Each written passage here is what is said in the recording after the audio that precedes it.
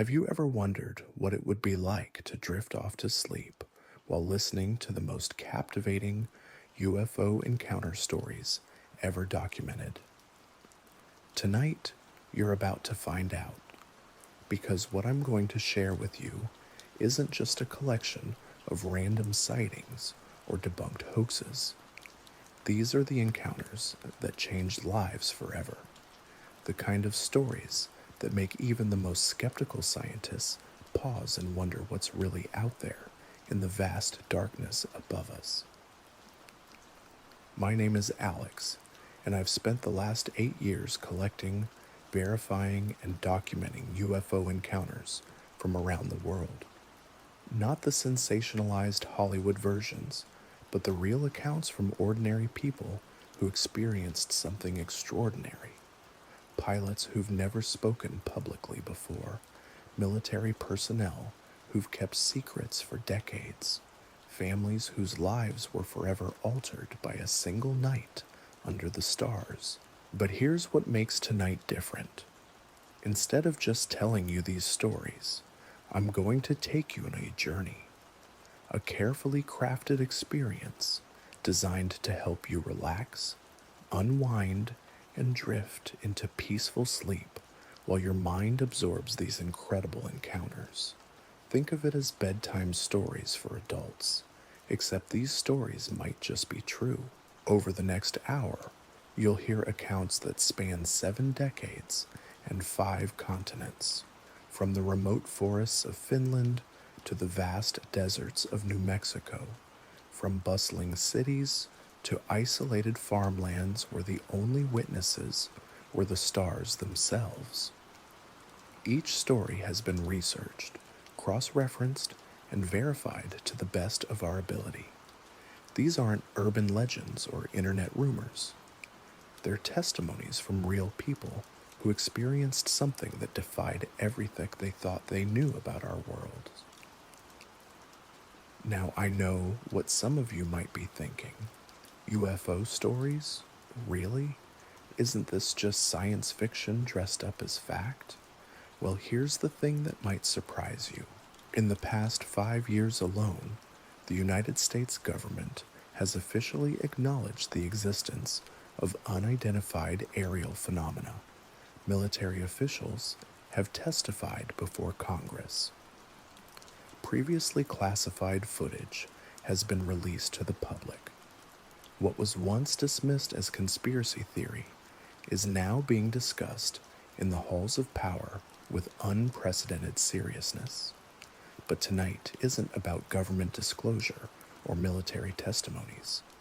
Tonight is about the human experience. The truck driver in Montana who saw lights that moved in ways that defied physics. The family in rural England whose entire worldview changed during a camping trip they'll never forget. The airline pilot who's never spoken about what he witnessed over the Pacific Ocean until now. These stories share something profound. They're not just about strange lights in the sky or unexplained phenomena. They're about moments when ordinary people came face to face with the extraordinary, when the comfortable boundaries of reality suddenly expanded, leaving witnesses forever changed by what they'd seen. What makes these encounters so compelling isn't just their mystery, it's their consistency. Across decades, across cultures, across continents, the details remain remarkably similar. The descriptions of craft that move without sound, the encounters with beings that seem to exist just beyond our understanding, the lingering sense that we're not alone in this universe, and perhaps we never have been. As we journey through these stories together, you'll notice something interesting happening. Your breathing will naturally slow, your muscles will begin to relax. The gentle rhythm of these narratives, combined with the soothing tone and carefully chosen words, will guide you toward that peaceful state between waking and sleeping. It's in this liminal space where the mind becomes most receptive, most open to possibilities that daylight logic might dismiss. The first story we'll explore comes from a small farming community in Iowa, where a man named Robert discovered that some nights change everything. It was 1973, and Robert was driving home from his job at the grain elevator when he noticed something unusual in his rearview mirror. What started as a simple drive home became an encounter that would haunt and fascinate him for the rest of his life. But before we begin that journey, let me share something personal. 3 years ago, I was a complete skeptic. I worked in data analysis for a tech company, lived in a world of spreadsheets and algorithms, and had absolutely no interest in anything that couldn't be measured, quantified, or explained. UFOs were fantasy, period. The people who claimed to see them were either lying, mistaken, or delusional. Then I met Margaret. Margaret was 78 years old, a retired librarian with the sharpest mind I'd ever encountered. She could recall conversations from 40 years ago, word for word, quote entire poems from memory, and had never told a lie that anyone could remember. Margaret also claimed to have witnessed something in 1952 that changed her life forever. As she told me her story, sitting in her modest living room, surrounded by thousands of books, I found myself believing every word. Not because I wanted to, but because something in her voice, in her eyes, in the way she described details that seemed impossible to fabricate, convinced me that she was telling the absolute truth. That conversation led me down a path I never expected to travel. I began seeking out other witnesses, other stories, other encounters that couldn't be easily explained away. What I discovered was a vast network of people from all walks of life who had experienced something that mainstream science couldn't yet explain. Doctors, teachers, police officers, farmers, students, retirees, people with nothing to gain and everything to lose by sharing their stories. Yet they shared them anyway, often with a mixture of wonder and trepidation, as if they needed to tell someone, anyone, about the night their world changed forever. Tonight, you'll meet some of these people through their stories. You'll visit the places where the impossible became possible, where the line between reality and something beyond our understanding grew thin. And as you listen, as your mind begins to wander and your body starts to relax, you might find yourself wondering what else might be out there, just beyond the edge of our perception. The beauty of these encounters isn't just in their mystery, it's in their humanity. These stories remind us that we're part of something much larger than ourselves, that the universe is vast and full of possibilities we're only beginning to understand, that on any given night, under any given skies, something extraordinary might be waiting just beyond the horizon. As we move through these accounts, you'll notice the careful way they're structured. Each story builds gradually, drawing you deeper into the experience, while simultaneously relaxing your conscious mind. The pacing is deliberate, the details chosen to paint vivid pictures without overwhelming your senses. This isn't just storytelling, it's a form of guided meditation designed to carry you gently towards sleep while filling your mind with wonder. The encounters you'll hear tonight span different decades, but they share common threads. The sudden appearance of lights that move in impossible ways. The overwhelming sense of being observed by an intelligence that exists beyond our current understanding. The lasting impact these experiences have on the witnesses, changing not just what they believe about the universe, but how they see their place within it. Some of these stories come from people who've never spoken publicly before. Others have been shared in small circles, passed down through families, or whispered between close friends. A few have been documented by researchers, but many exist only in the memories of those who lived them. Tonight, they all come together in this collection of human encounters with the unknown. What you won't find in these stories are elaborate conspiracies or dramatic alien invasions. Instead, you'll discover something perhaps even more profound: quiet moments of contact, brief glimpses of technologies and intelligences that exist just beyond our current understanding.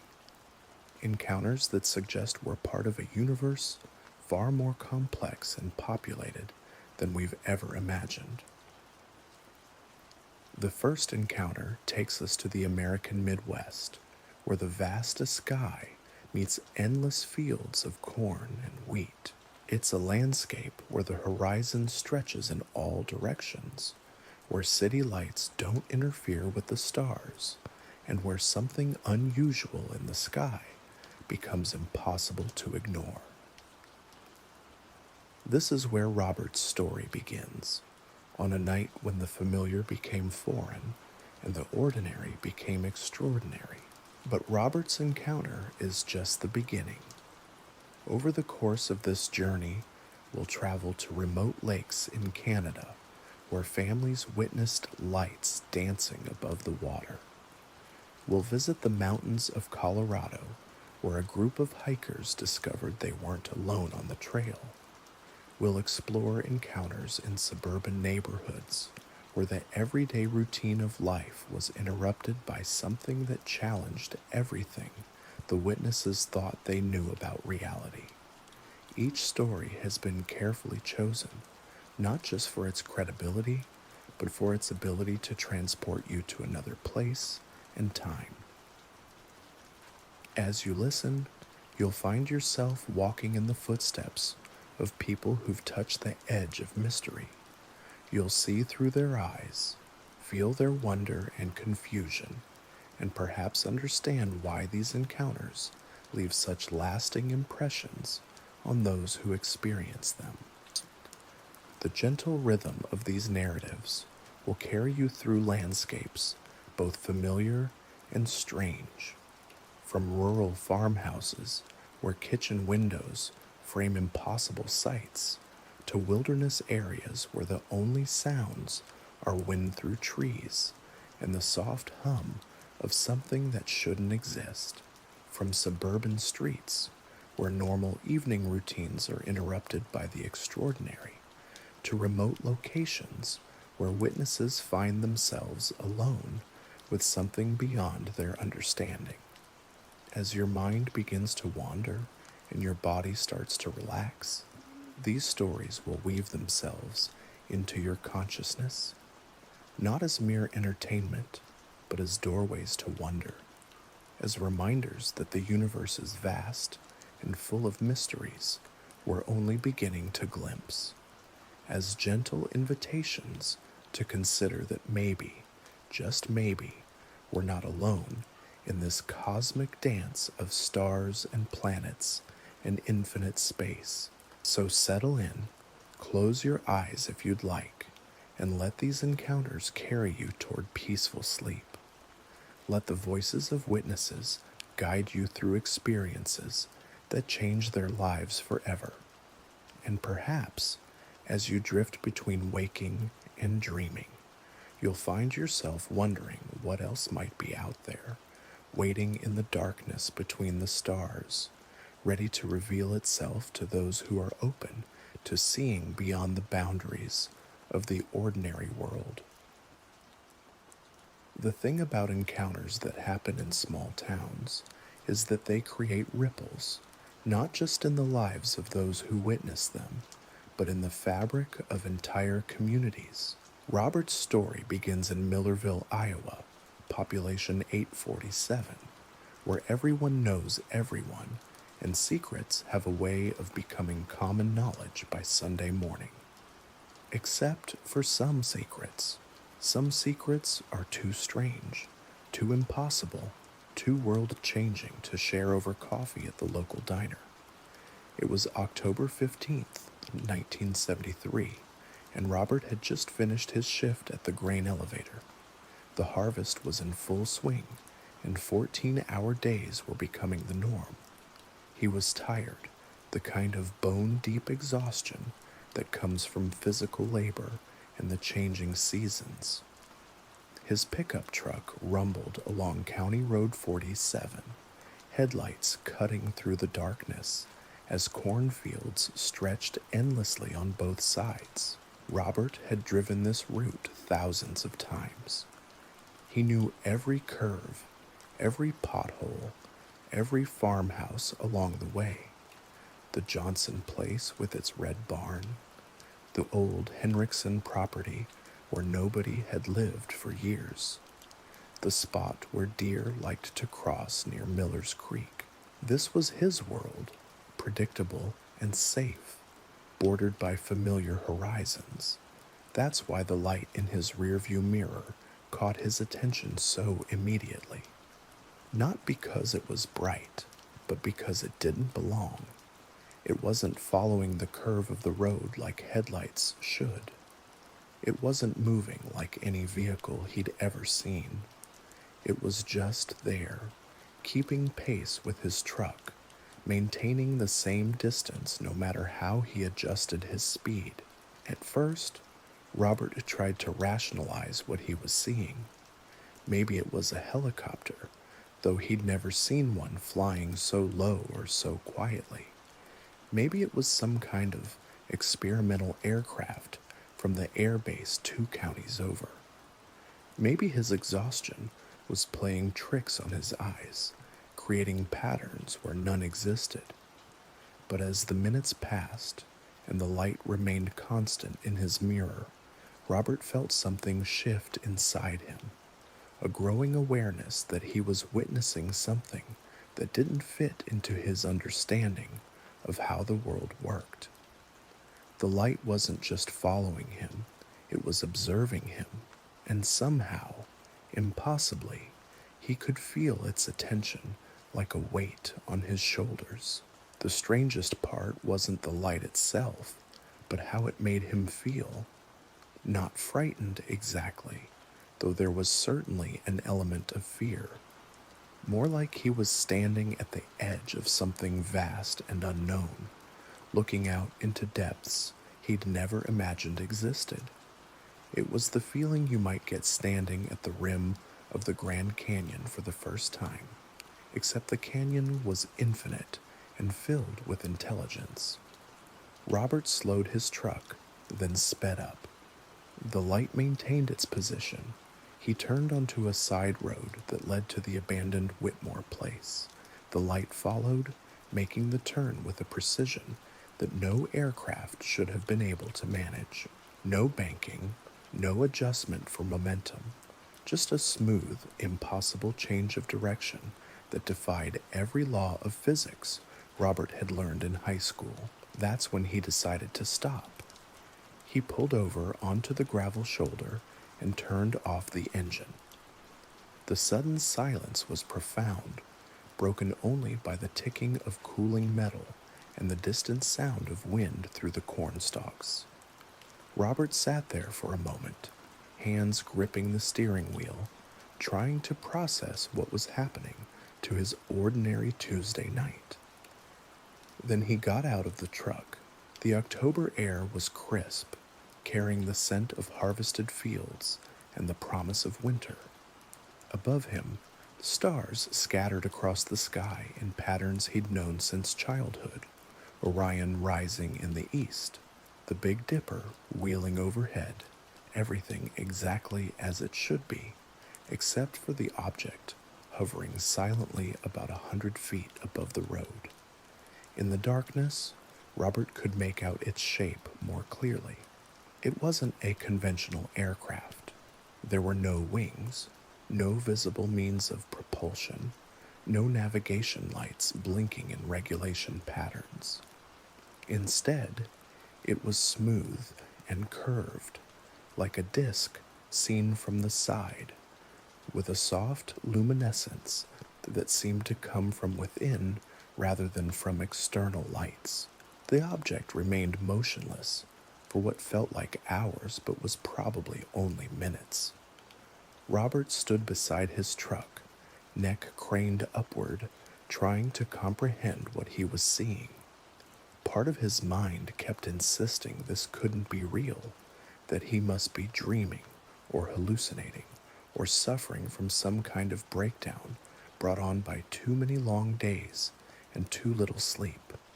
But another part of him, a deeper part that existed below conscious thought, recognized something profound in that moment. He was in the presence of intelligence, not human intelligence, but something else, something that had traveled distances. He couldn't imagine to hover above a country road in Iowa, observing a grain elevator worker who'd never done anything remarkable in his life. Then, as suddenly as it had appeared, the object began to move, not with the gradual acceleration of conventional aircraft, but with a smooth, instantaneous shift from stillness to motion. It rose higher, drifted toward the north, and within seconds had become just another point of light among the stars. Robert stood there for a long time after it disappeared, breathing in the cold air and trying to make sense of what had just happened. Eventually, he got back in his truck and drove the remaining 3 miles to his house. Whoops. He parked in the driveway, walked up the front steps, and went inside to where his wife Carol was watching the late news.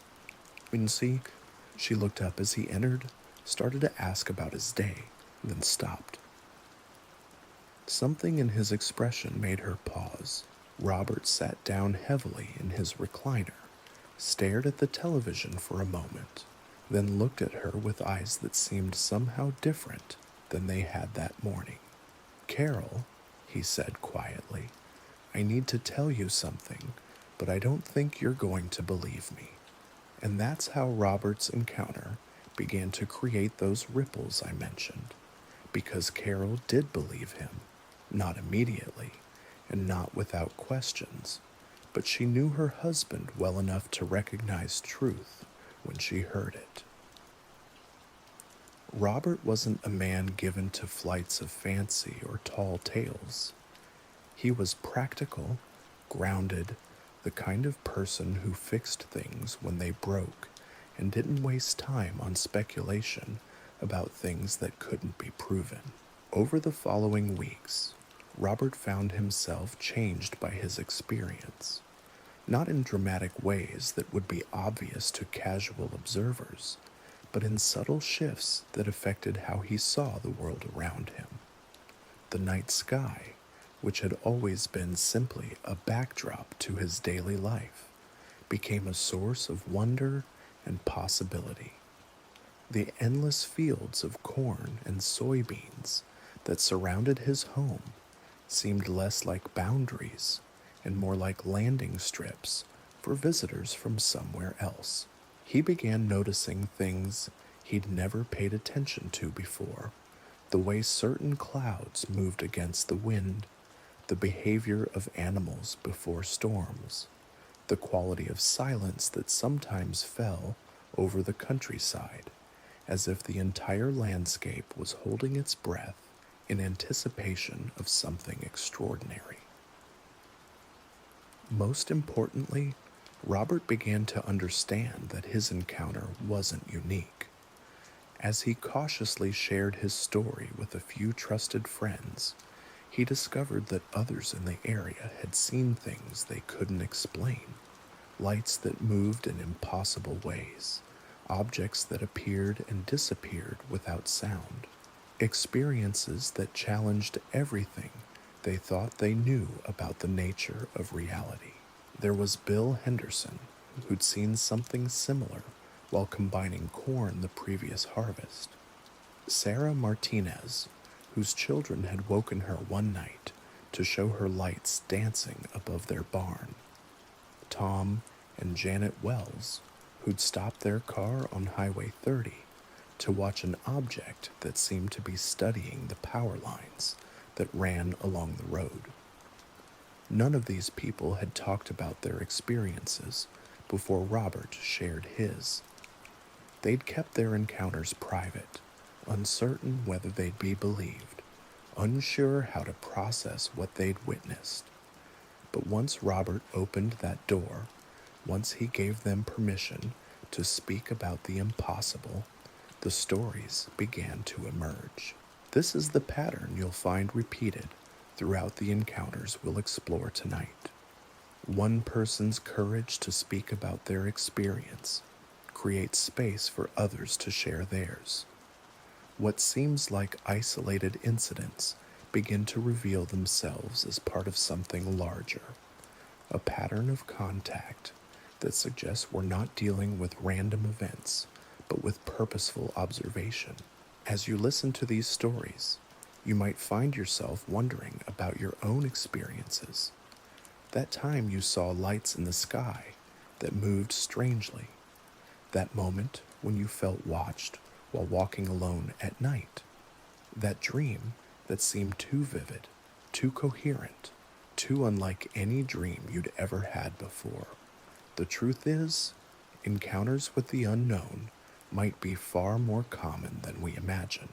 It's just that most people, like Robert before his Tuesday night revelation, don't have a framework for understanding what they've experienced.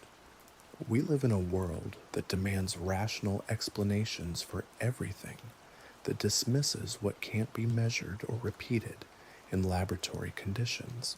But as you drift closer to sleep, as your conscious mind begins to relax its grip on what's possible and what isn't, consider that maybe the boundaries we've drawn around reality are more flexible than we think.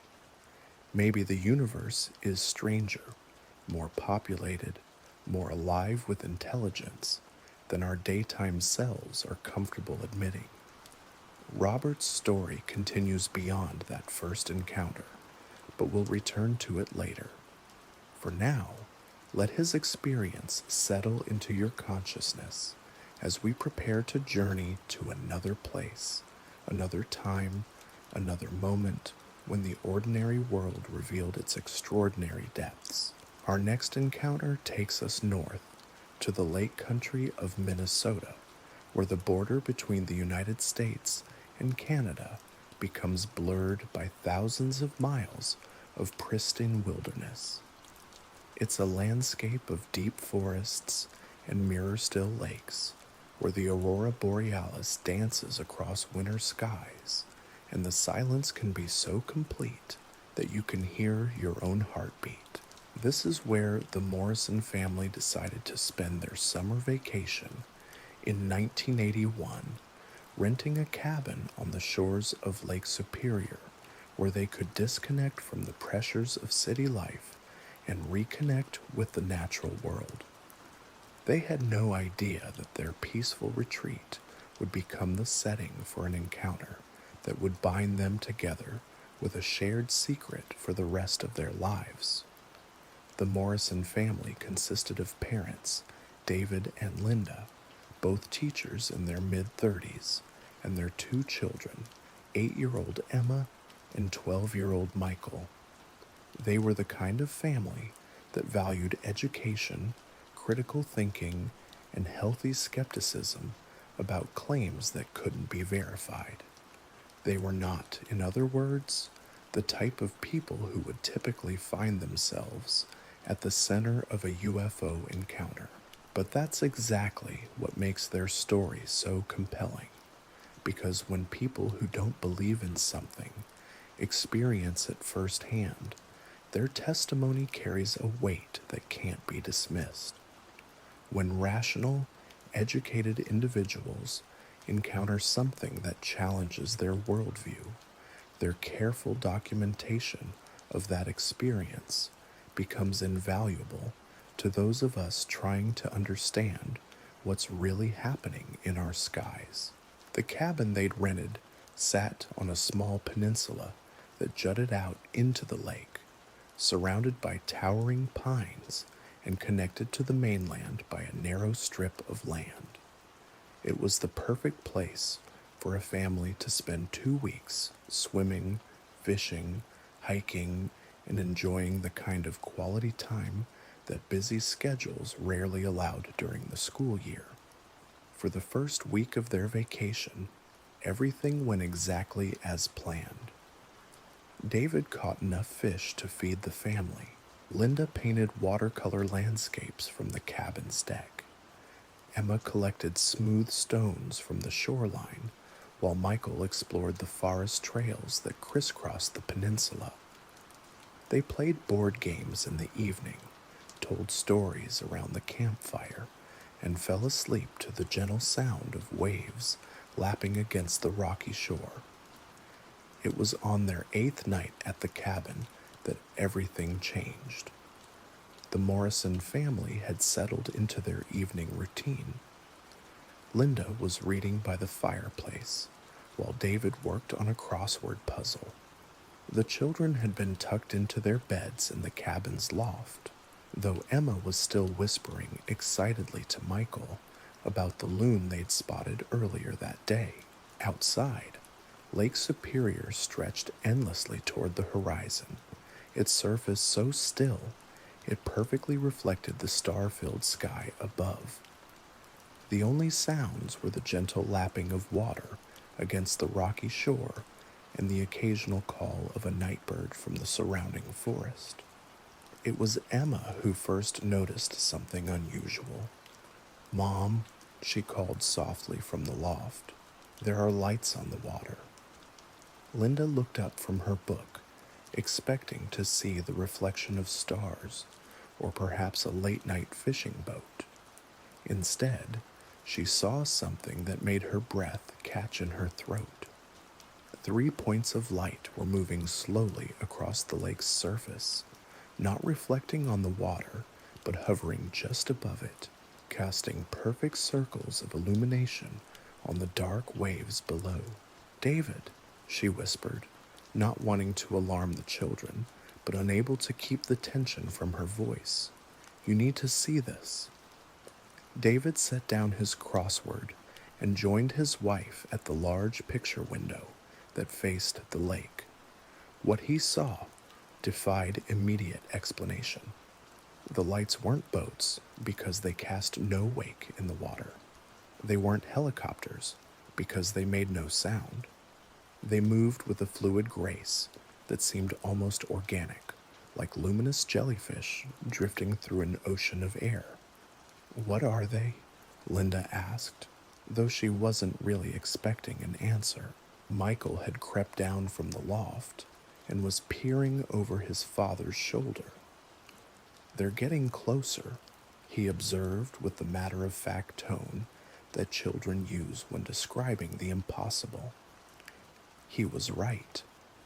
The 3 lights had changed course and were now moving directly toward the peninsula where their cabin sat. As they approached, the family could see that each light was actually emanating from something larger, something solid that remained mostly invisible in the darkness. Emma had joined them at the window, and the 4 family members stood together in silence, watching as the objects drew nearer. There was something hypnotic about their movement, something that seemed to slow time and quiet the mind. The usual chatter of evening insects had stopped. Even the gentle lapping of waves against the shore had faded to absolute stillness. When the objects were perhaps 50 yards from shore, they stopped. They hovered there in perfect formation, 3 points of soft light arranged in a triangle above the motionless water. The family stood transfixed, barely breathing, as if any sudden movement might break the spell and send the mysterious visitors away. That's when Linda noticed the effect the lights were having on the water below them.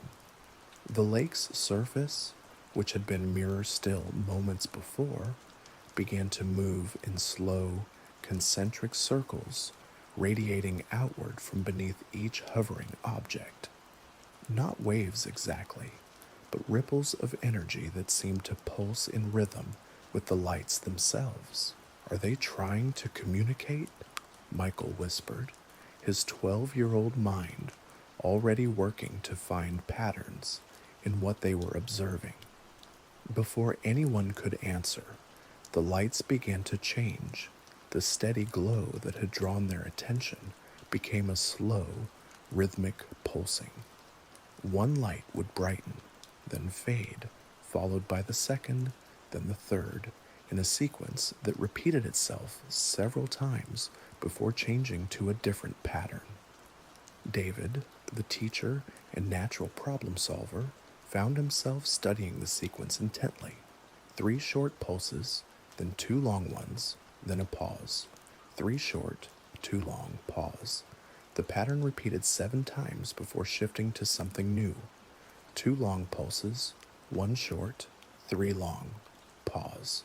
Over and over, with mechanical precision.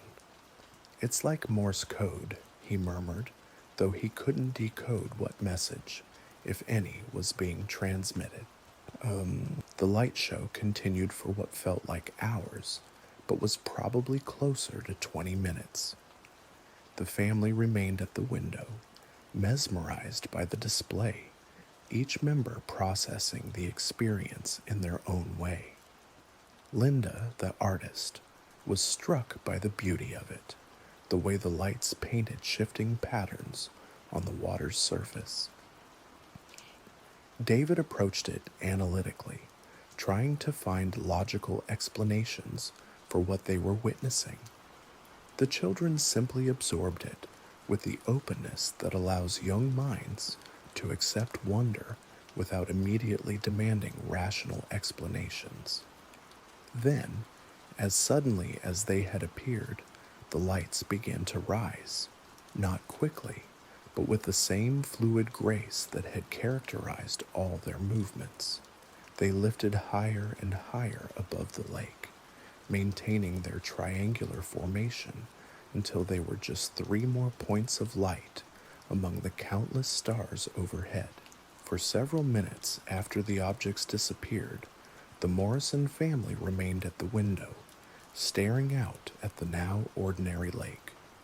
The night sounds gradually returned. Waves began lapping gently against the shore once more. The spell, whatever it had been, was broken. Did that really happen? Emma asked in a small voice. Yes, Linda replied, though she wasn't entirely sure herself. It really happened. They talked about it for hours that night, sitting around the dying embers of their campfire, trying to make sense of what they'd witnessed. David suggested various explanations: military exercises, experimental aircraft, atmospheric phenomena, but none of them felt adequate to explain the precision and intelligence they'd observed in the light's movements. Linda wondered aloud whether they should report what they'd seen to someone, though to whom and for what purpose remained unclear. Michael was convinced they'd witnessed visitors from another world and peppered his parents with questions about space travel and extraterrestrial life. Emma, the youngest, seemed least troubled by the encounter, accepting it with the natural resilience children show when faced with experiences that exceeded adult understanding. What struck them most, as they discussed the evening's events, was how the encounter had affected them emotionally. Despite witnessing something completely outside their frame of reference, none of them had felt afraid. Curious, yes. Amazed, certainly. But not threatened or frightened. If anything, they felt privileged, as if they'd been chosen to witness something rare and beautiful.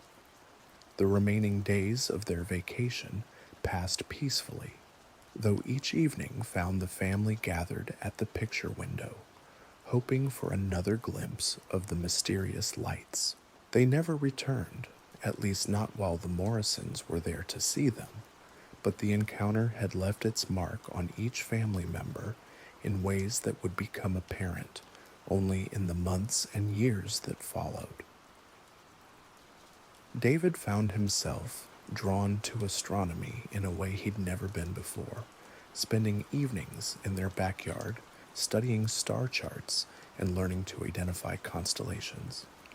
Linda's paintings began to incorporate themes of light and space, vast skies filled with possibility and wonder. Michael developed a passion for science that would eventually lead him to a career in atmospheric physics. And Emma, well, Emma began having dreams of flying over vast bodies of water, dreams so vivid and recurring that she would remember them clearly into adulthood. But perhaps the most significant change was in how the family related to each other.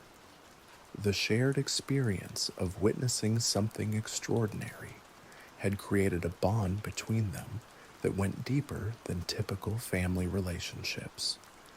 They had a secret, a moment of wonder that belonged only to them, and that secret became a source of connection that would sustain them through the challenges and changes that life inevitably brings. Years later, when Emma was grown and had children of her own, she would take them to that same cabin on Lake Superior. She never told them about the lights, but she would watch their faces as they stood at that same picture window, looking out over the dark water, and she would wonder if someday they too might witness something that would expand their understanding of what's possible in this vast and mysterious universe. The Morrison family's encounter represents something profound about the nature of these experiences. They're not just about strange lights or unexplained phenomena. They're about moments when families, communities, and individuals are invited to expand their perception of reality, when the comfortable boundaries we've drawn around what's possible suddenly become permeable, allowing glimpses of something larger and more complex than we'd previously imagined. As you continue to relax, as these stories weave themselves into your consciousness, consider how encounters like these might change, not just what we believe about the universe, but how we relate to each other and to the mystery that surrounds us every day. Sometimes, the most profound discoveries happen not in laboratories or universities, but in quiet moments beside dark lakes, when ordinary families find themselves witnesses to the extraordinary. Our next journey takes us across the continent to the high desert of Arizona, where the sky stretches endlessly in all directions, and the stars shine with a clarity that's become rare in our increasingly illuminated world. It's a landscape that seems designed for contemplation, where the vastness of space feels almost tangible, and the possibility of life beyond our small planet becomes not just plausible, but inevitable. This is where Dr. Sarah Chen found herself in the spring of 1995, conducting research for her doctoral dissertation on desert ecology. Sarah was a scientist through and through, trained to observe carefully, document meticulously, and draw conclusions only from verifiable data. She had no interest in UFOs or extraterrestrial life, considering such topics to be the domain of science fiction rather than serious scientific inquiry. That was about to change. Sarah had chosen to conduct her research in a particularly remote section of the Sonoran Desert, far from the light pollution of Phoenix or Tucson, where she could study the nocturnal behavior of desert animals without human interference. She'd established a small research camp, complete with motion-activated cameras, recording equipment, and the sophisticated instruments needed to monitor temperature, humidity, and other environmental factors that might influence animal behavior. Her routine was methodical and solitary. Each day at sunset, she would check her equipment, review the data collected over the previous 24 hours, and prepare for another night of observation. She would remain awake until the early morning hours, documenting the activities of owls, bats, coyotes, and other creatures that emerge when the desert heat begins to fade. It was during her third week in the field that Sarah first noticed the anomaly. She was reviewing footage from one of her remote cameras when she spotted something unusual in the background of a video showing a family of kit foxes. There, just at the edge of the frame, was a point of light that didn't belong. It wasn't a star because it was moving. It wasn't an airplane because it made no sound and left no contrail. It was simply there, drifting slowly across the night sky, occasionally pausing as if observing something below. Sarah's first instinct was to dismiss it as the equipment malfunction or a reflection, but when she checked the footage from other cameras positioned throughout her research area, she found similar anomalies. Lights that appeared and disappeared without explanation, objects that moved in ways that defied conventional understanding of aerodynamics, phenomena that challenged everything she thought she knew about what was possible in the night sky above the desert. Being a scientist, Sarah began to document these sightings with the same rigor she applied to her animal behavior research. She noted times, locations, weather conditions, and any other factors that might be relevant. She cross-referenced her observations with flight patterns from nearby airports, military exercises, and known satellite trajectories. In every case, she found no conventional explanation for what her cameras were recording. The breakthrough came during her fourth week in the desert, when Sarah decided to conduct a late-night survey of a particular area where her cameras had recorded unusual activity. She was walking along a ridge about 2 miles from her base camp, using night vision equipment to observe the behavior of nocturnal rodents, when she saw something that would change her life forever. Rising from a canyon below her position was an object unlike anything she'd ever seen. It was large, perhaps the size of a city bus, but it moved with an ethereal grace that seemed to defy gravity. Its surface appeared to be composed of some kind of metal that reflected the starlight in unusual ways, creating patterns of light and shadow that shifted as the object rotated slowly on its axis. Sarah stood frozen on the ridge, her scientific training warring with the evidence of her own eyes. The object rose higher, clearing the canyon walls, and began to move in her direction. As it approached, she could see more details of its construction. There were no visible engines, no exhaust, no apparent means of propulsion. It simply floated through the air with the effortless motion of a soap bubble drifting on a gentle breeze. When the object was directly overhead, perhaps 100 feet above where Sarah stood, it stopped. The silence was profound, broken only by the distant call of a coyote and the soft whisper of wind through the desert vegetation. Sarah found herself looking up at something that represented technology far beyond anything in human possession, and the realization filled her with a mixture of wonder and profound humility. The object remained motionless for several minutes, and during that time, Sarah felt something she would later struggle to describe. It wasn't communication in any conventional sense, but rather a sense of being observed and evaluated by an intelligence that was ancient, patient, and utterly alien to human understanding. She felt no fear, only a deep sense of connection to something vast and mysterious. Then, as silently as it had appeared, the object began to move again. It drifted away from Sarah's position, following the contours of the desert landscape with perfect precision.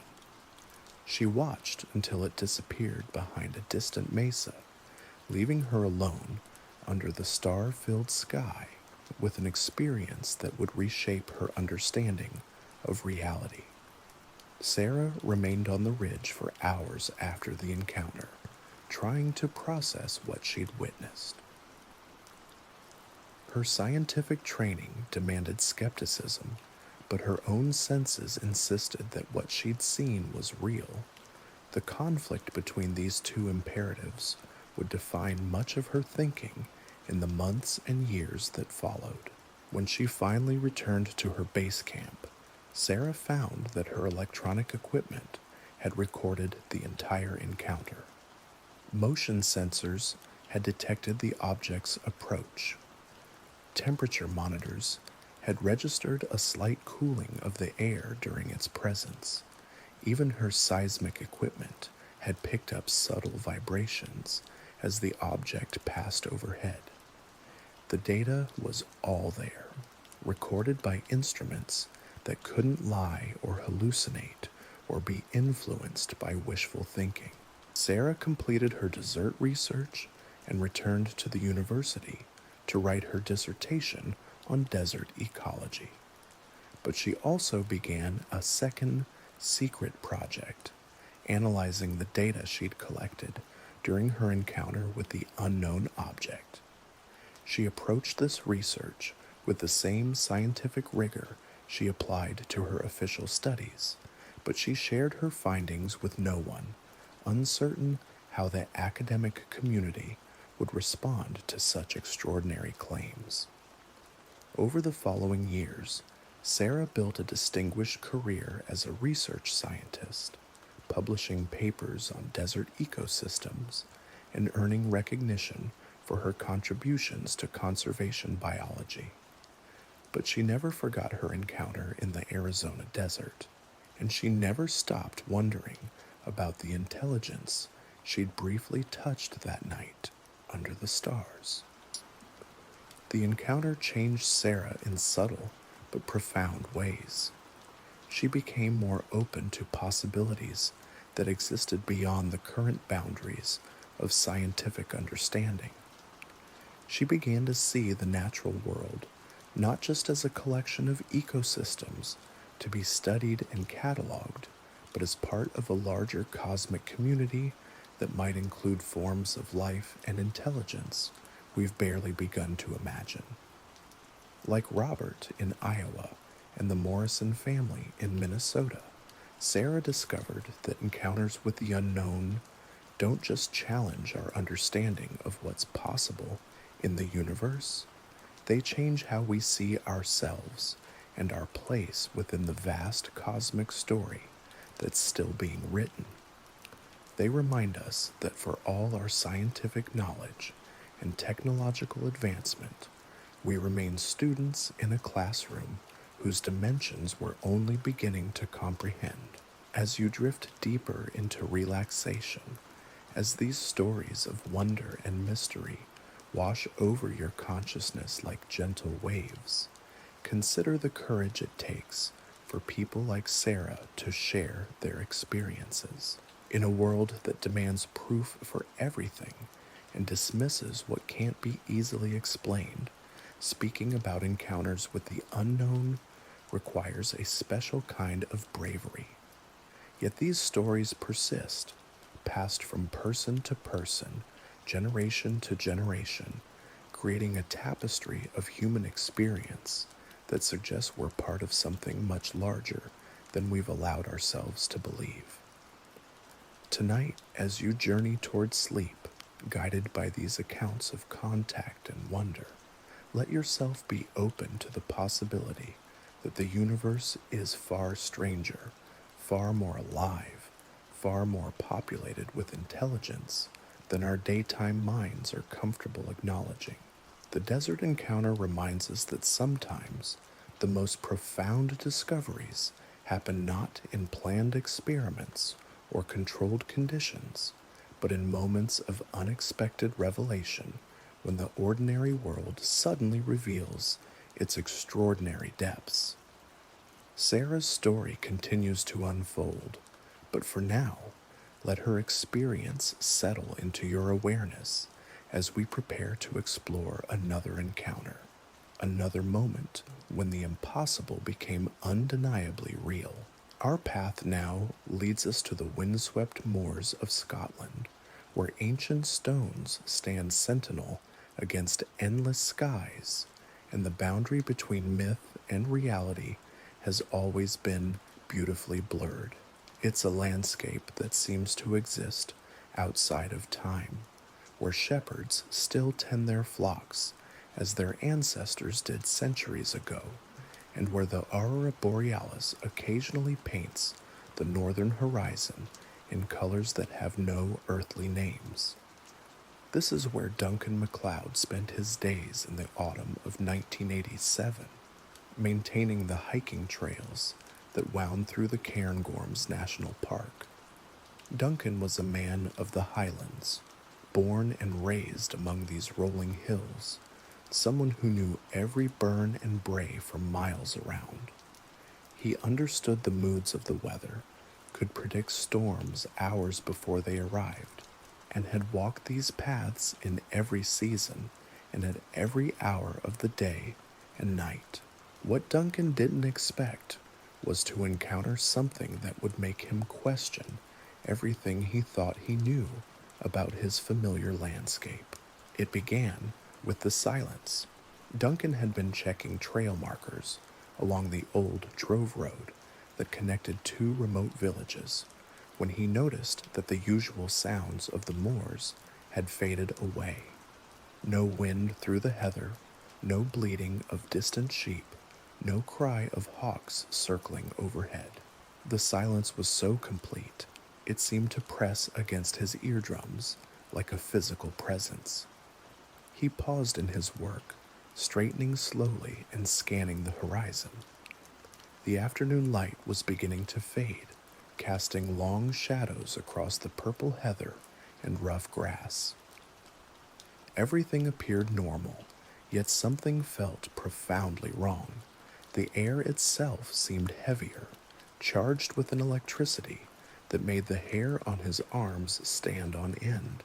That's when Duncan saw the mist. It wasn't unusual for mist to roll across the moors, especially as evening approached. But this mist was different. It moved against the wind, flowing uphill in defiance of natural laws, and it glowed with a faint luminescence that seemed to come from within rather than from any external light source. As Duncan watched, transfixed, the mist began to take shape, not randomly, as ordinary mist does when it encounters obstacles, but deliberately, as if guided by some unseen intelligence. It formed a perfect cylinder, perhaps 30 feet in diameter, that rose from the heather-covered ground to a height of about 50 feet before dissipating into the darkening sky. Within this column of glowing mist, shapes began to move. At first, Duncan thought they might be birds caught in some kind of updraft, but as his eyes adjusted to the strange light, he realized he was seeing something far more extraordinary. The shapes were geometric, crystalline structures that rotated slowly around each other in patterns that seemed both random and purposeful.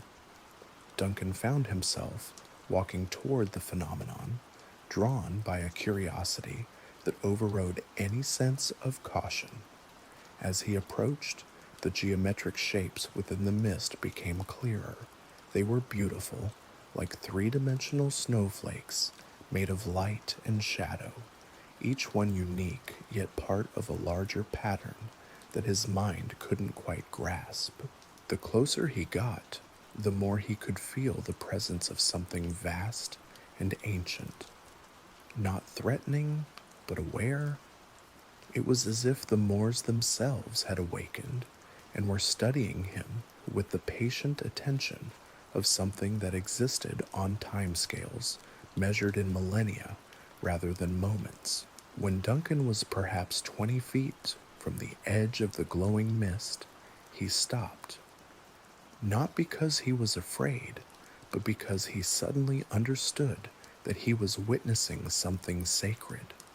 This wasn't just an unusual weather phenomenon or a trick of the light. This was a glimpse into layers of reality that existed beyond ordinary perception, a window into the deeper mysteries that lay hidden beneath the surface of the everyday world. The geometric shapes within the mist began to move faster, their rotations becoming more complex and intertwined. Duncan watched, mesmerized as patterns formed and dissolved, as relationships between the shapes shifted and evolved in ways that seemed to follow some profound mathematical principle he couldn't comprehend. And then, just as suddenly as it had appeared, the phenomenon began to fade. The glow dimmed, the shapes dissolved, and the mist dissipated into wisps that were quickly carried away by the returning wind. Within minutes, the moors looked exactly as they had before, purple with heather and dotted with granite outcroppings, as if nothing extraordinary had ever happened. But Duncan knew it had happened. He could still feel the echo of that vast presence, could still see the afterimage of those impossible geometric forms dancing behind his closed eyelids. He stood there for a long time as darkness settled over the highlands, trying to process an experience that challenged everything he thought he knew about the nature of reality. When Duncan finally returned to the village that evening, he found himself changed in ways he couldn't easily articulate. The familiar streets and buildings seemed somehow smaller, more constrained, as if he'd glimpsed the true vastness of existence, and now found ordinary life a bit cramped in comparison. He didn't speak of his experience immediately. How could he explain to his neighbors that he'd witnessed something that existed outside their shared understanding of what was possible?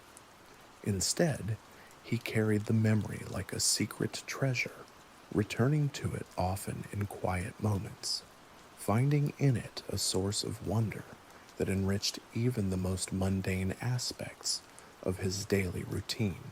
Over time, Duncan began to notice things he'd never paid attention to before, the way certain stones on the moors seemed to hum faintly in the wind, the patterns that clouds formed as they moved across the sky, the behavior of animals before storms, as if they sensed changes in the world that human senses couldn't detect. Most significantly, Duncan began to understand that his encounter wasn't unique. As he cautiously shared his story with other longtime residents of the highlands, he discovered that many of them had their own tales of strangeness on the moors. Lights that danced above certain hilltops on clear nights, sounds that carried impossible distances, moments when the landscape itself seemed to shimmer and shift, revealing glimpses of something that existed just beyond the edge of ordinary perception. These stories had been passed down through generations, woven into the folklore of the region, dismissed by outsiders as superstition, but treasured by locals as glimpses of deeper truths. Duncan's encounter had connected him to this ancient tradition of wonder, making him part of a community of witnesses who understood that the highlands held mysteries far older and more profound than anything recorded in history books. The experience also changed how Duncan approached his work, as he maintained the hiking trails that brought visitors to these remote areas. He found himself hoping that some of them might be open enough, quiet enough, present enough to witness their own moments of revelation. He began to see his role not just as a caretaker of paths through the landscape, but as a guardian of possibilities, someone who helped preserve the conditions under which wonder might still occur. Years later, when Duncan was asked by a researcher studying unusual phenomena in the Scottish Highlands to describe his encounter, he struggled to find adequate words. How do you explain the feeling of being in the presence of intelligence that exists on geological timescales? How do you describe the beauty of geometric forms that follow mathematical principles beyond human understanding? How do you convey the sense of profound connection to something vast and ancient and utterly other? In the end, Duncan could only say that for a few minutes on an autumn evening, the moors had shown him their true face. Not the familiar landscape of heather and stone that tourists came to photograph, but something far more alive, far more aware, far more connected to the cosmic forces that shape our universe than most people ever imagine. His story reminds us that encounters with the unknown aren't limited to remote deserts or isolated lakes. They can happen anywhere, to anyone who is present enough to notice when the ordinary world briefly drops its mask and reveals the extraordinary reality that lies beneath. Sometimes the most profound mysteries aren't hidden in distant galaxies or alien worlds, but right here, woven into the fabric of landscapes we think we know. As you continue to relax, as these stories of wonder and connection wash over your consciousness like gentle rain, consider the possibility that you too have witnessed moments when the world revealed more than it usually shows. Perhaps they seemed like coincidences at the time, or tricks of light or imagination, but perhaps they were something more. Perhaps they were invitations to expand your understanding of what's possible in this rich, strange, endlessly surprising universe we call home. Our journey now takes us across the Atlantic to the vast wheat fields of Kansas, where the horizon stretches unbroken in every direction, and the sky dominates the landscape with an authority that city dwellers rarely experience. It's a place where weather can be seen approaching from 50 miles away, where the curve of the earth becomes visible to the naked eye, and where the night sky reveals itself in all its infinite splendor. This is where Maria Santos was driving home from her job at the county hospital on a warm September evening in 1992. Maria was a night shift nurse, accustomed to the quiet hours when most of the world sleeps, comfortable with the solitude that comes with working while others rest. She'd driven this same route hundreds of times, a straight shot across 30 miles of farmland that connected the small city where she worked to the even smaller town where she lived. The highway was empty at this hour, just after 3 in the morning, with only the steady hum of her car's engine and the soft glow of the dashboard lights for company. Maria had her windows rolled down, enjoying the cool night air that carried the scent of ripening wheat and the promise of harvest time. Above her, the Milky Way stretched across the sky like a river of light, unmarred by the glow of cities or the haze of pollution. It was a perfect night for driving, peaceful and clear, until Maria noticed something unusual in her rearview mirror. At first, it appeared to be another vehicle, perhaps a truck judging by the height and intensity of its headlights. But as Maria watched, she realized the light wasn't behaving like headlights at all. It wasn't following the curve of the road, wasn't bouncing with the motion of a vehicle traveling over asphalt. Instead, it maintained a perfectly steady position, as if floating above the highway at a consistent height and distance. Maria slowed her car, expecting the vehicle behind her to pass. Instead, the light slowed as well, maintaining the same relative position. She sped up. The light matched her speed exactly. She tried changing lanes, though there was no other traffic to worry about. The light shifted position as well, staying directly behind her as if tethered by some invisible connection.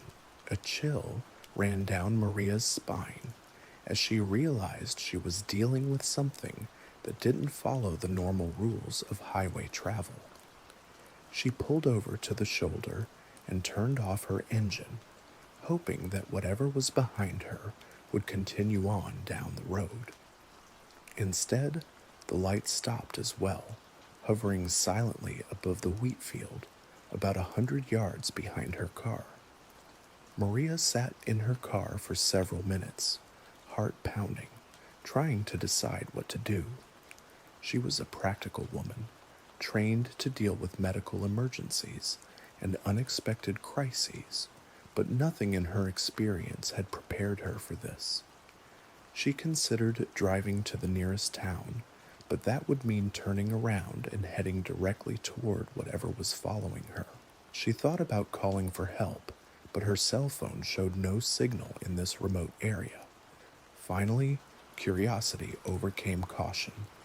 Maria got out of her car and walked around to face whatever was behind her. What she saw defied every attempt at rational explanation. Hovering above the wheat field was an object that seemed to exist at the intersection of technology and artistry. It was roughly oval in shape, perhaps the size of a large house, with a surface that appeared to be made of some kind of metal that reflected the starlight in mesmerizing patterns. The object rotated slowly, creating shifting displays of light and shadow that were hypnotically beautiful.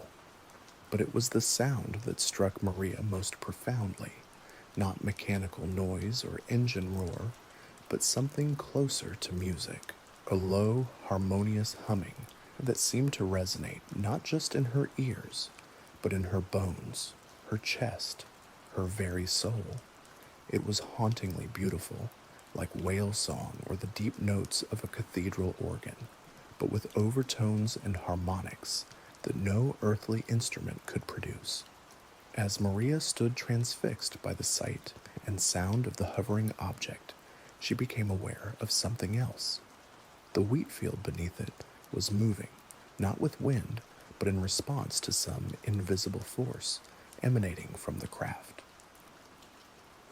The grain stalks swayed in perfect spirals, creating patterns that rippled outward from the point directly below the object. It was as if the craft was communicating with the earth itself, speaking in a language of energy and motion that preceded words or symbols. Maria felt no fear, only a profound sense of wonder and connection. She had the distinct impression that she was witnessing something sacred, a moment of contact between her familiar world and something infinitely larger and more complex. The object seemed aware of her presence, occasionally shifting its position slightly, as if to give her a better view of its elegant dance above the wheat. The encounter lasted perhaps 20 minutes, though time seemed to flow differently while it was occurring. Maria would later struggle to explain how 20 minutes could feel simultaneously like seconds and hours, how the normal rhythm of time seemed to slow and stretch in the presence of the mysterious craft. Eventually, the object began to rise higher, its musical humming growing fainter as it gained altitude. Maria watched as it climbed steadily into the star-filled sky, growing smaller and smaller until it was just another point of light among the countless others overhead. Then, even that final glimmer disappeared, leaving her alone beside the highway with only the whisper of wind through the wheat to prove that the encounter had really happened. Maria stood there for a long time after the object vanished, breathing in the night air and trying to process what she'd experienced. The wheat field had returned to normal, swaying gently in the natural breeze. The highway stretched empty in both directions. Everything appeared exactly as it had before, yet Maria knew that something fundamental had changed, not in the external world, but in her understanding of what that world might contain. When she finally got back in her car and completed her drive home, Maria found herself seeing the familiar landscape with new eyes.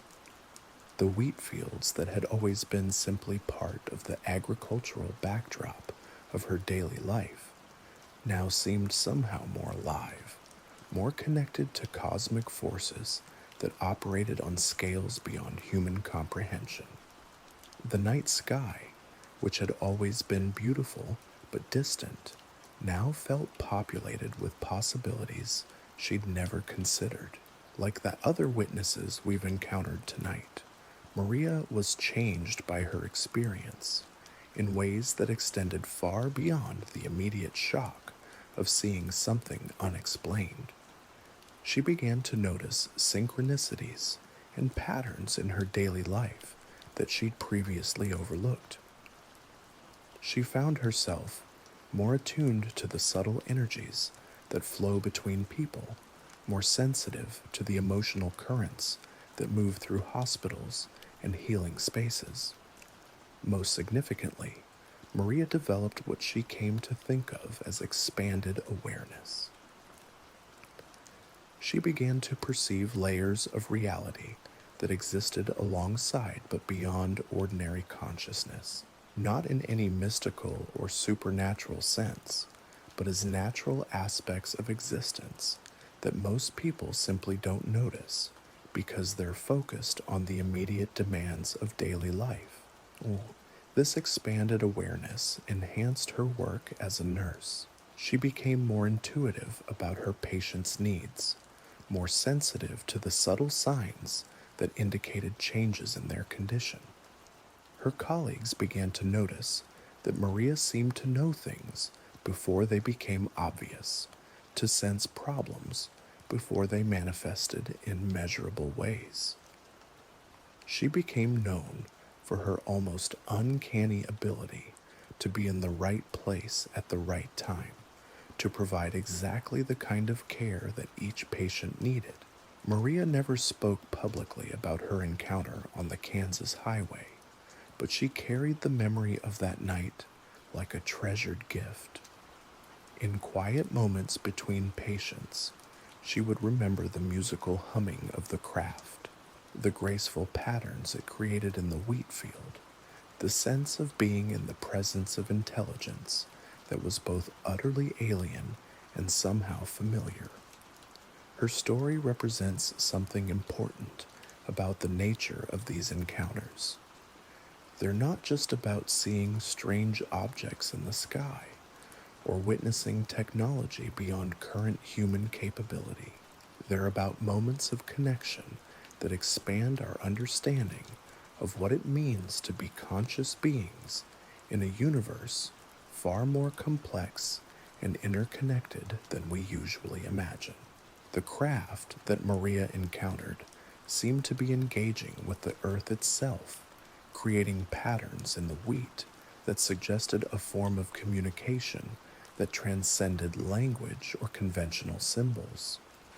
It was as if she'd witnessed a conversation between intelligences, one terrestrial and one cosmic, conducted in the universal languages of energy and harmony. As you continue to drift toward sleep, guided by these stories of wonder and connection, consider the possibility that such conversations might be happening all around us, all the time. Perhaps the natural world is far more aware, far more communicative than we've allowed ourselves to believe. Perhaps consciousness exists in forms and at scales we've barely begun to imagine. Maria's encounter reminds us that sometimes the most profound revelations come not through dramatic displays of power or technology, but through moments of gentle beauty that touch the soul and expand the heart. The musical humming of the craft, the graceful patterns in the wheat, the sense of being welcomed into a larger community of consciousness. These elements speak to something deep within us that recognizes truth when it encounters it. Tonight, as these stories weave themselves into your dreams, let them carry you toward a sleep filled with wonder and possibility. Let the voices of witnesses like Maria guide you into rest, knowing that you too are part of this vast cosmic dance, this endless conversation between earth and sky, matter and consciousness, the known and the beautifully, mysteriously unknown. The gentle rhythms of these encounters continue to weave through your consciousness as we journey deeper into the tapestry of human experience with the unknown. Each story we've shared represents not just an individual moment of contact, but a thread in a larger pattern that suggests our world is far more mysterious, far more alive with intelligence than we typically allow ourselves to recognize. As your breathing naturally slows and your muscles begin to release the tensions of the day, we travel now to the dense forests of the Pacific Northwest, where ancient cedars tower hundreds of feet into misty skies, and the air itself seems thick with secrets. This is a landscape that has always existed at the edge of the known world, where indigenous peoples spoke of beings that moved between dimensions, and where modern witnesses continue to encounter phenomena that challenge our understanding of reality. It was in these primeval woods that Dr. James Whitfield found himself questioning everything he thought he knew about the nature of consciousness and contact. James was a research psychologist who specialized in studying altered states of awareness, someone who approached unusual phenomena with both scientific rigor and genuine openness to possibilities that existed beyond current paradigms.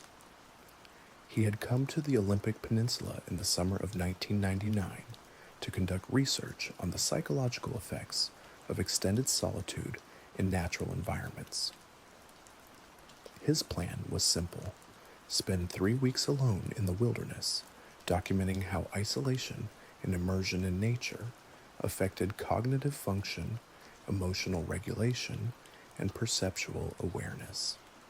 He had established a small research camp beside a pristine alpine lake, surrounded by old-growth forest that had never felt the bite of a logger's saw. For the first 10 days, everything proceeded according to his research protocol.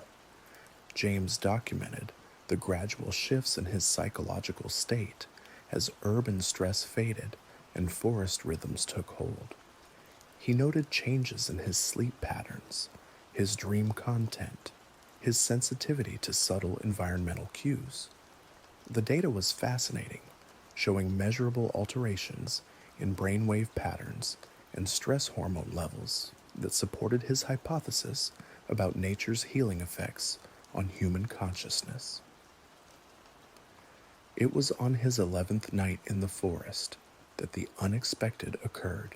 James had been sitting beside his small campfire, writing in his research journal by the flickering light of the flames, when he became aware of a presence watching him from the darkness beyond the fire's glow. Not the casual attention of a curious deer or the wary observation of a bear evaluating potential threat, but something far more intense and purposeful. He looked up from his writing, scanning the forest edge with eyes that had grown accustomed to the subtle gradations of wilderness darkness. At first, he saw nothing unusual. Tree trunks stood like silent sentinels, their bark catching occasional glints of firelight. Ferns swayed gently in the night breeze. Everything appeared normal, yet the sensation of being observed continued to intensify. Then he saw them.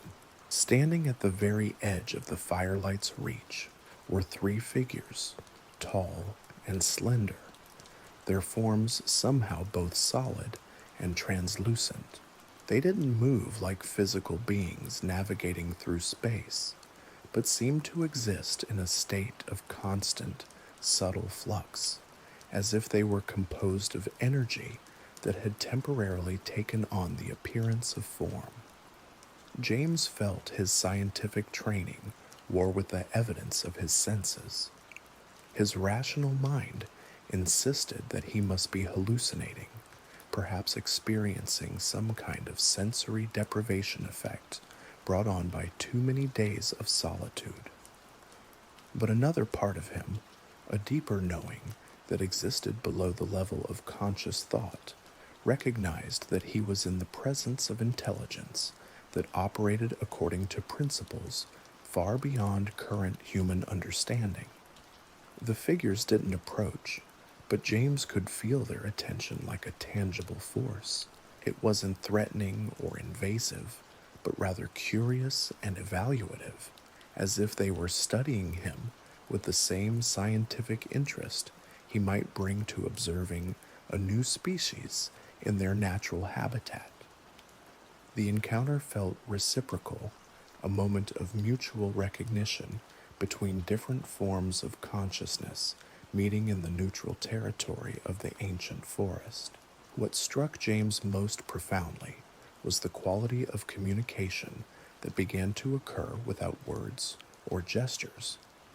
Information seemed to flow directly between minds, conveying concepts and understandings that bypassed the usual limitations of language. He found himself receiving impressions about the nature of consciousness itself, insights into the interconnected web of awareness that linked all living things, perspectives on time and space that challenged everything he'd learned in graduate school. The exchange continued for what felt like hours, though James's watch later showed that only minutes had passed.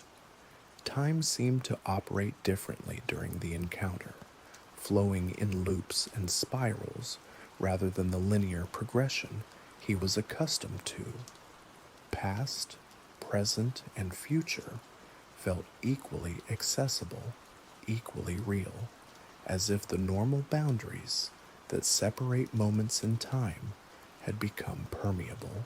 Through this wordless communication, James began to understand that the figures were not visitors from distant stars or alternate dimensions, but rather aspects of consciousness that had always existed alongside human awareness, usually invisible to perception that was locked into narrow frequencies of reality. They were, in a sense, the forest's own intelligence made manifest, the collective awareness of countless life forms woven into a unified field of knowing that encompassed the entire ecosystem. The encounter gradually faded as the fire burned lower, the figures becoming less distinct as the light dimmed. They didn't depart so much as dissolve back into the fabric of the forest itself, leaving James alone beside the dying embers, with an experience that would reshape his entire approach to consciousness research. In the days that followed, James found his research taking unexpected directions. The careful protocols he'd established for documenting psychological changes seemed suddenly inadequate to capture what he was actually experiencing. His consciousness had been altered not just by solitude and natural immersion, but by contact with forms of awareness that existed beyond the boundaries of individual human minds. He began to perceive the forest as a vast network of interconnected intelligence, with trees, plants, animals, and even the soil itself participating in constant communication through chemical signals, electromagnetic fields, and subtle energetic exchanges that science was only beginning to understand. His encounter with the figures had somehow activated his ability to sense these normally invisible connections, turning his wilderness retreat into an initiation into expanded states of awareness. When James eventually returned to civilization and attempted to integrate his experience into his professional work, he faced the challenge that confronts all researchers who encounter phenomena that exist beyond current scientific paradigms. How do you study something that can't be replicated in laboratory conditions? How do you measure experiences that transcend the usual boundaries of space and time? How do you maintain scientific credibility while exploring territories that challenge the fundamental assumptions of materialist science? James's solution was to approach these questions with the same methodical rigor he'd always applied to his research, but with an expanded understanding of what might constitute valid data. He began studying other individuals who reported similar encounters with non-ordinary forms of consciousness, documenting patterns and commonalities that suggested these experiences might represent a natural but rarely recognized aspect of human perceptual capability. His work eventually contributed to the emerging field of consciousness studies, helping to establish scientific frameworks for investigating phenomena that had previously been dismissed as purely subjective or imaginary. But perhaps more importantly, his encounter in the Pacific Northwest forest had shown him that consciousness itself might be far more expansive, far more interconnected than conventional psychology had ever imagined. The figures James encountered represented something profound about the nature of awareness and its relationship to the living world. They suggested that consciousness might not be confined to individual brains or even individual species, but could emerge from the complex interactions of entire ecosystems. They hinted at the possibility that intelligence might be a fundamental property of the universe itself, manifesting at every scale from the quantum to the cosmic. As you continue to relax into these stories, as the gentle rhythms of narrative carry you toward peaceful sleep, consider how encounters like James's expand our understanding, not just of what might exist beyond ordinary perception, but of what we ourselves might be capable of experiencing when we step outside the limitations of conventional awareness. The forest encounter reminds us that intelligence and consciousness might be far more abundant in our world than we typically recognize. Perhaps every ecosystem, every natural environment possesses its own form of collective awareness that we've simply learned not to perceive. Perhaps the boundaries we've drawn between self and environment, between human consciousness and the consciousness of the natural world, are far more porous than we've allowed ourselves to believe. Our next journey takes us to the windswept coastlines of Nova Scotia, where lighthouse beams sweep across waters that have witnessed centuries of maritime mystery. It's a landscape shaped by tides and storms, where the boundary between sea and sky often blurs in mists that roll in from the Atlantic, carrying with them stories that stretch back to the earliest days of European exploration. This is where Captain Ellen Mackenzie had spent most of her adult life, piloting fishing vessels through waters she knew as intimately as the rooms of her own home. Ellen was a fourth-generation mariner, someone who understood weather patterns, ocean currents, and the subtle signs that indicated changes in sea conditions. She could navigate by stars, read the mood of approaching storms and the color of the waves, and had guided her crew safely through countless challenges over her 20-year career. What Ellen hadn't expected was to encounter something that would challenge her understanding of what was possible in the familiar waters where she'd spent her entire professional life. The encounter occurred during a routine return voyage from the Grand Banks, where her crew had been fishing for cod during the late summer season of 2003. They were approximately 60 miles southeast of Halifax, running through calm seas under a star-filled sky, when Ellen first noticed the unusual behavior of her electronic equipment. The GPS began showing erratic readings, the compass needle started spinning slowly in circles, and the radio filled with static that seemed to pulse in regular patterns rather than the random interference she was accustomed to hearing. Ellen's first thought was equipment failure, possibly caused by a solar storm or some other electromagnetic disturbance. But when she checked with other vessels in the area via marine radio, she found that they were experiencing normal conditions. Whatever was affecting her boat's electronics seemed to be localized to their immediate vicinity. She was adjusting the radio settings, trying to clear the static, when her first mate called her attention to something unusual off the port bow.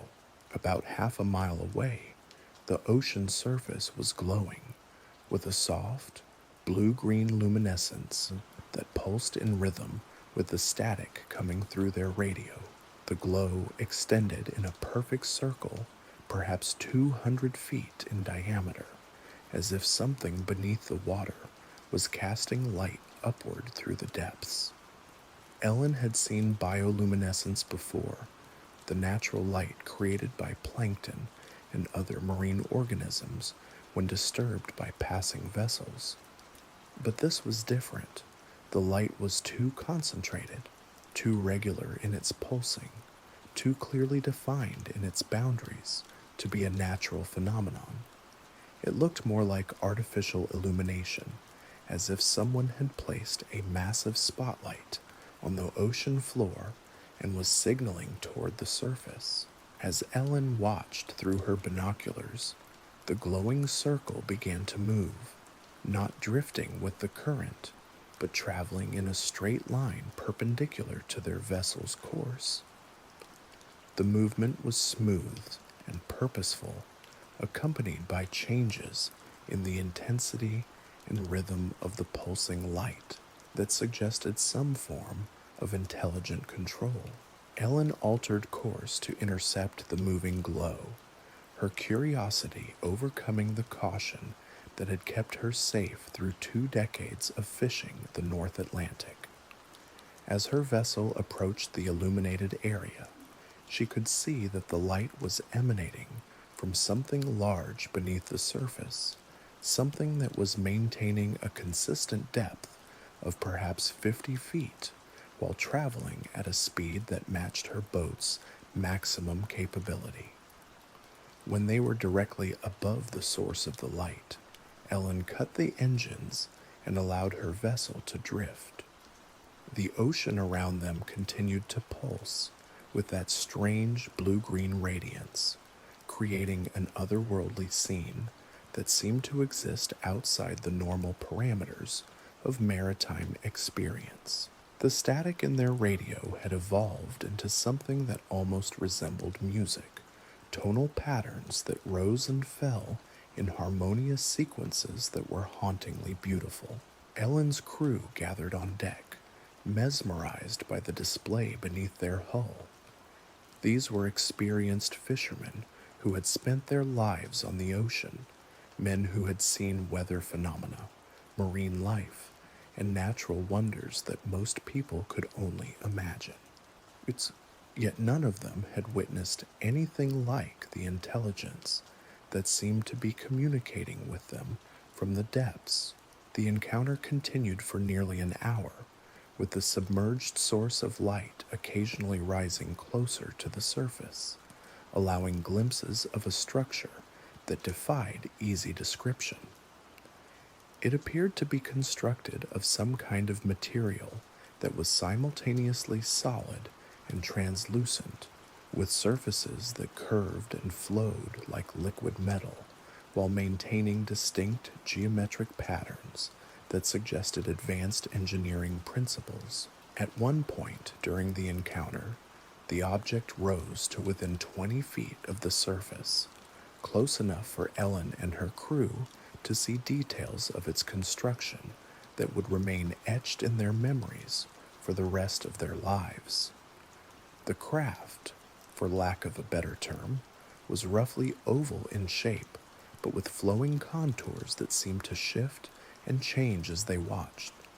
Its surface was covered with patterns that resembled circuit boards or neural networks, lines of light that pulsed and flowed in complex sequences that suggested vast computational processes occurring within its structure. Most remarkably, the object seemed to be studying them with the same intensity that they were studying it. Sensors or observation ports along its surface appeared to be tracking their movements, recording their presence, gathering data about these surface dwellers who had stumbled into its domain. The encounter felt reciprocal, a moment of mutual curiosity between different forms of intelligence meeting in the neutral territory of the open ocean.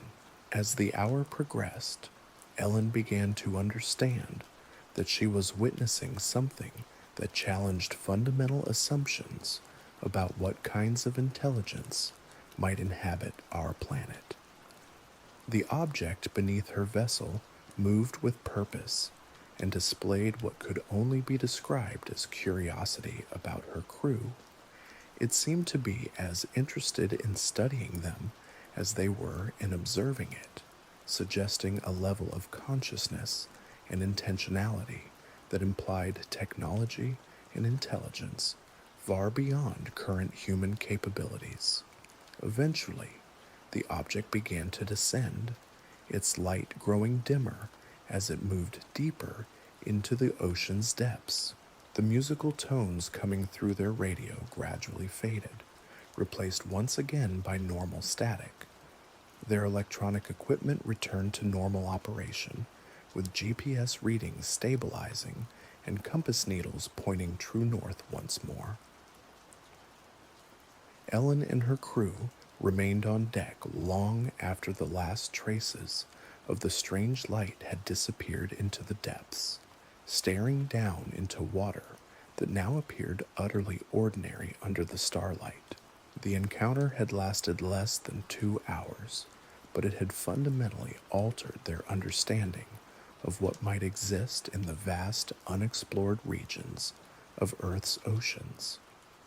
When they finally resumed their journey toward Halifax, Ellen found herself seeing the familiar waters of the North Atlantic with completely new eyes.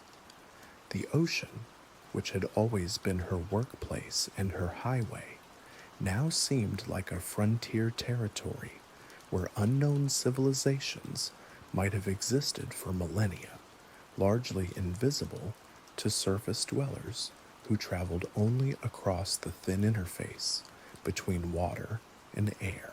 The encounter off Nova Scotia represented something profound about the nature of our planet and the forms of intelligence it might harbor.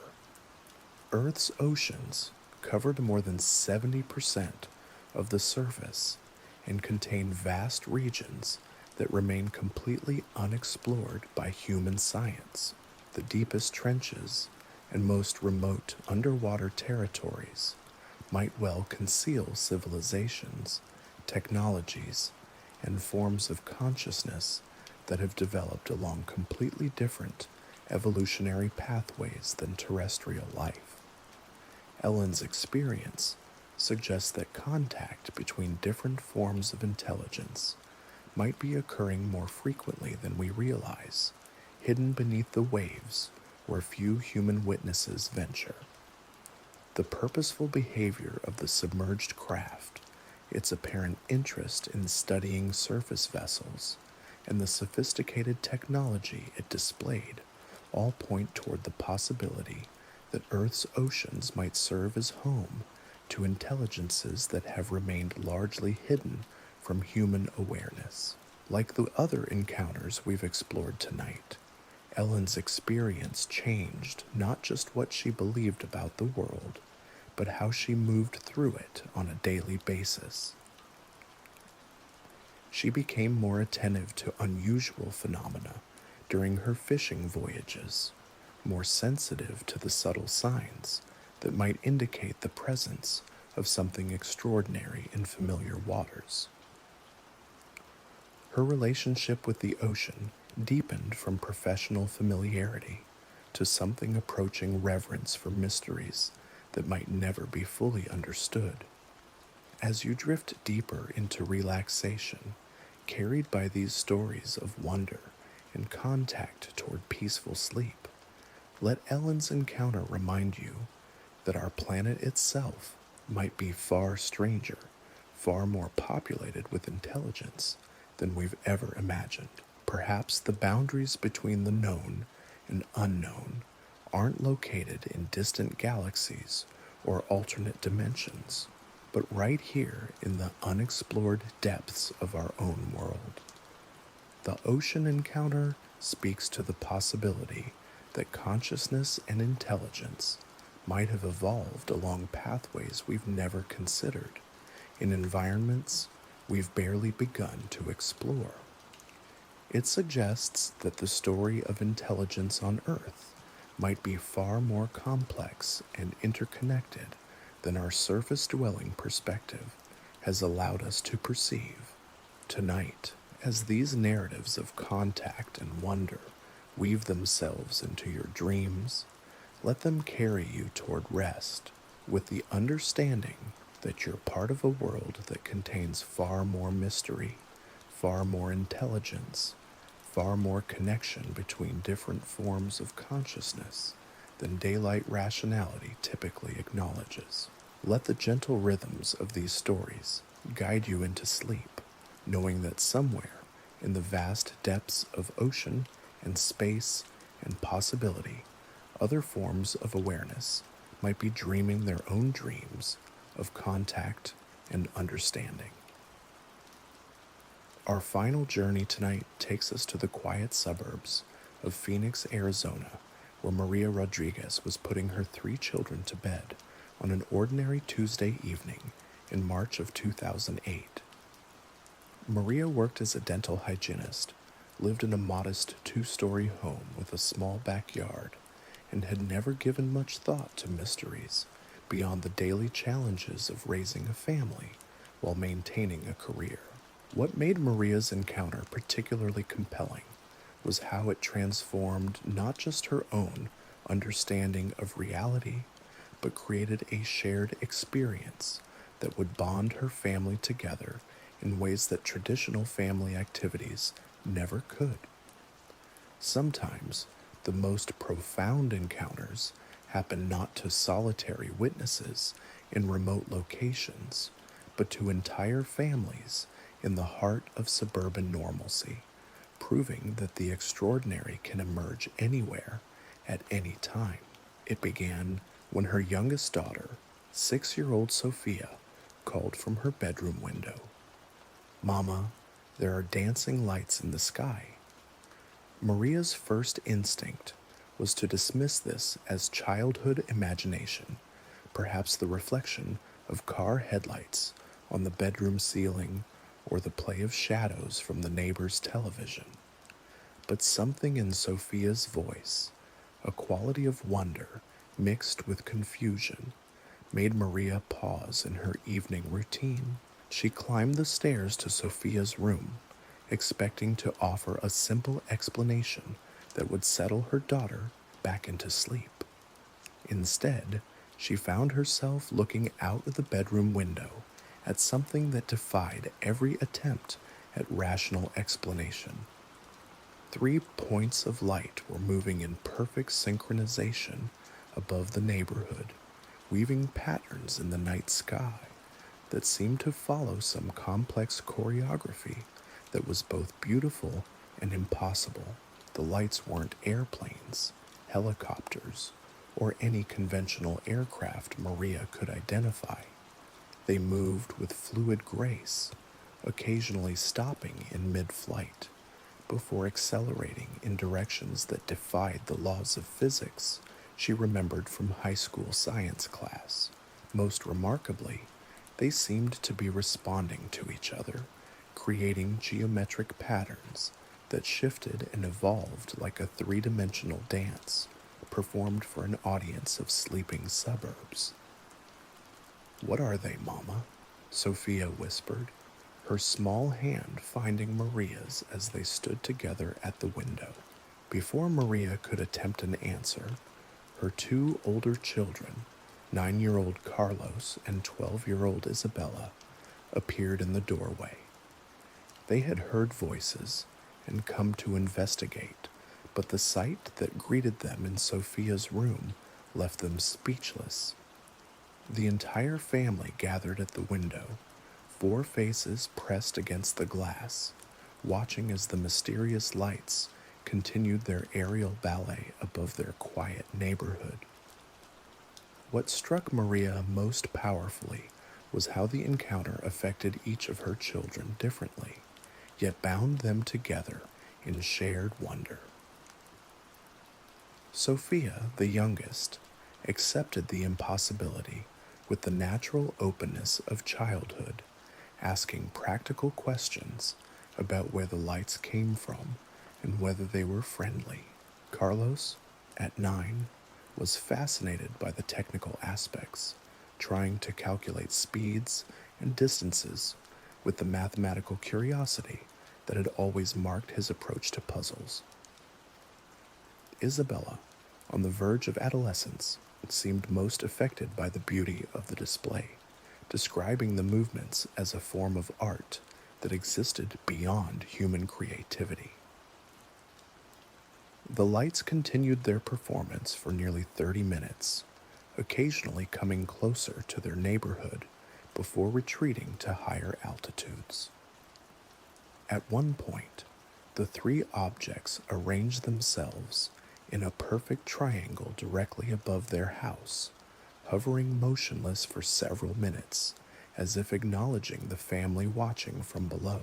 During these moments of stillness, Maria felt something she would later struggle to describe, a sense of being seen and recognized by intelligence that operated according to principles far beyond her understanding. "Are they watching us?" Isabella asked, her voice carrying a mixture of excitement and uncertainty. "I think," Maria replied slowly, "that we're watching each other." The encounter gradually concluded as the lights began to separate, each one departing in a different direction until they had vanished entirely into the star-filled desert sky. The Rodriguez family remained at the window for several minutes after the last light disappeared, processing an experience that had fundamentally altered their understanding of what was possible in their familiar world. In the days and weeks that followed, Maria discovered that the encounter had created changes in her family that extended far beyond the immediate excitement of witnessing something extraordinary. her children began asking deeper questions about the nature of the universe, about the possibility of other forms of life, about humanity's place in the vast cosmic story that was still being written. Dinner conversations evolved from discussions of homework and household chores to explorations of consciousness, intelligence, and the mysteries that might exist just beyond the boundaries of ordinary perception. Most significantly, the shared experience had created a bond between family members that transcended the usual dynamics of parent and child relationships. They had become co-witnesses to something that challenged everything they thought they knew about reality, and that shared challenge had transformed them into a team of explorers, united by wonder and curiosity about the larger world they inhabited. Maria found herself researching topics she'd never considered before, reading about consciousness studies, quantum physics, and the emerging scientific understanding of phenomena that existed at the edges of current knowledge. Her children developed interests that reflected their individual responses to the encounter.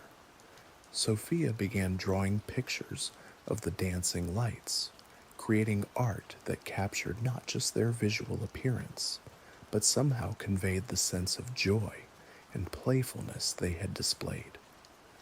Carlos threw himself into astronomy and physics, determined to understand the principles that might explain such impossible movements. Isabella started writing stories about contact between different forms of consciousness, exploring themes of communication and understanding that transcended the limitations of language. Perhaps most importantly, the encounter had taught the Rodriguez family that wonder and mystery weren't confined to distant galaxies or ancient legends, but could emerge in the most familiar settings when minds remained open to possibilities beyond the ordinary. Their suburban neighborhood, which had always been simply the place where they lived, became a location charged with potential, a stage where the extraordinary might manifest at any moment. Years later, when researchers studying contemporary encounter experiences interviewed the Rodriguez family, each member remembered the event with remarkable consistency, yet each had been affected by it in uniquely personal ways. Maria had developed a deeper appreciation for the mysteries that surround everyday life, finding wonder in natural phenomena she'd previously taken for granted. Sophia, now in her teens, had maintained the sense of openness and curiosity that had characterized her childhood response to the lights. Carlos had pursued his interest in physics and was studying aerospace engineering, driven by questions that originated in that night of watching impossible movements in the sky above his home. Isabella had become a writer, creating stories that explored themes of contact and communication between different forms of consciousness.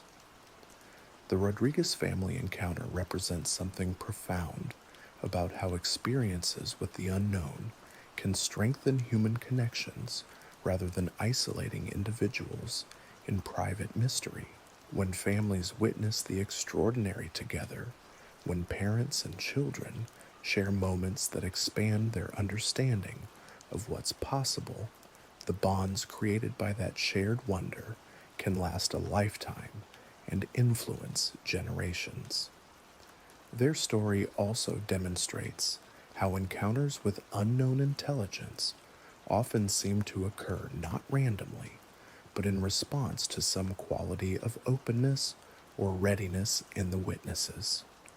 The Rodriguez family had always valued curiosity, encouraged questions, and approached the world with a combination of practical wisdom and imaginative possibility. Perhaps their encounter was drawn to that openness, attracted by minds that were prepared to receive wonder without immediately demanding conventional explanations. As we near the end of our journey together through these remarkable encounters, the Rodriguez family story reminds us that the most profound experiences often come not as dramatic disruptions of ordinary life, but as gentle expansions of awareness that reveal the extraordinary nature of existence itself. The dancing lights above their Phoenix suburb weren't invaders or visitors, but teachers offering lessons about wonder, connection, and the vast intelligence that might permeate the universe at every scale. Tonight, as you drift toward sleep, guided by these stories of contact and wonder, carry with you the understanding that you too are part of this cosmic community of consciousness. Whether you're lying alone in a quiet room or surrounded by family, whether you live in a bustling city or a remote rural area, you exist within a universe that is far more alive, far more aware, far more connected than our ordinary waking consciousness typically allows us to perceive. The encounters we've shared tonight, from Robert's solitary meeting with mystery on an Iowa country road to the Rodriguez family's shared wonder beneath the Arizona sky, all point toward the same profound truth. We are not alone, not in the simple sense of extraterrestrial visitation, but in the deeper recognition that consciousness, intelligence, and awareness might be fundamental properties of existence itself, manifesting at every level from the quantum to the cosmic. These stories persist because they speak to something essential in the human experience, our deep longing to connect with intelligence beyond ourselves, our intuitive understanding that the universe contains far more mystery and wonder than materialist science has yet been able to explain. They remind us that the boundaries we've drawn between possible and impossible, between known and unknown, between self and cosmos, might be far more permeable than we've allowed ourselves to believe. As your breathing deepens and your muscles release the tensions of the day, let these narratives of encounter and wonder carry you gently into dreams. Let the voices of witnesses who have touched the edge of mystery guide you toward rest, knowing that their experiences have become part of a larger human story about consciousness, connection, and the endless possibilities that await those who remain open to the extraordinary nature of existence itself. In the quiet moments before sleep fully claims you, remember that you too are a participant in this vast cosmic dance, this ongoing conversation between matter and consciousness, between the known and the beautifully unknown. The universe that contains Robert's grain elevator and the Morrison family's lake, Sarah's desert research station, and Duncan's Scottish moors, Ellen's fishing vessel, and the Rodriguez family's suburban home also contains you, here and now, breathing softly in the darkness, connected by invisible threads to all the wonder and mystery that surrounds us every moment of every day. Sleep well, knowing that somewhere in the vast expanse of space and time and possibility, other forms of consciousness might be dreaming their own dreams of contact and understanding, and that in the morning, when you wake refreshed and renewed, the world will still be full of mysteries, waiting to be discovered by those who remember how to see with wonder, how to listen with openness, and how to embrace the extraordinary that hides within the ordinary moments of our shared human journey. Sweet dreams, fellow travelers in this cosmic adventure we call existence. May your rest be peaceful, your dreams filled with wonder, and your awakening bright with the knowledge that you are never truly alone in this vast, mysterious, beautifully interconnected universe we call home.